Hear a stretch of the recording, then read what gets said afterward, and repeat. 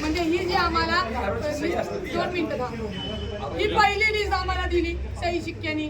आमची लोक गेली तिथं मशीन ओपन केल्या तेव्हा हा नंबर आणि तो नंबर बदललेला आहे. तो का बदलला तर त्यांचं म्हणणं बरोबर आहे. ह्याची 15 जणांची कशी लागतील यादीच बदलेल.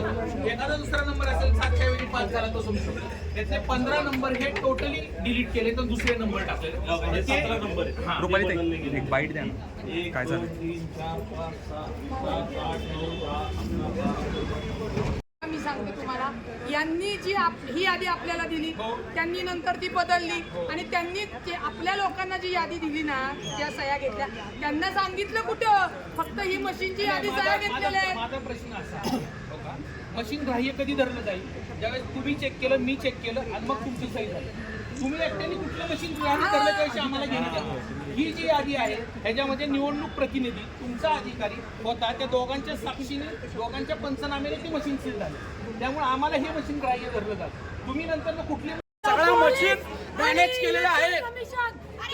सगळ्या मशीन मॅनेज झालेल्या आहेत. लोकशाहीची हत्या झालेली आहे प्रभाग 25 मध्ये. मशीन चुकीची आहे. सगळे पोलीस फक्त ज्या लोकशाहीचा गळा दाबतायत त्यांच्या बाजूनी कामकाज चालवली.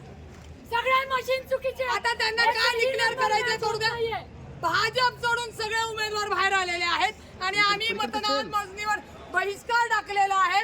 आता थोड्या वेळात लोकशाहीचा गळा जो दाबलेला आहे त्याचा निकाल तुम्हाला येईल. चला सगळ्या मशीनचे नंबर वेगळे. एकही मशीन बरोबर नाही. एक मशीन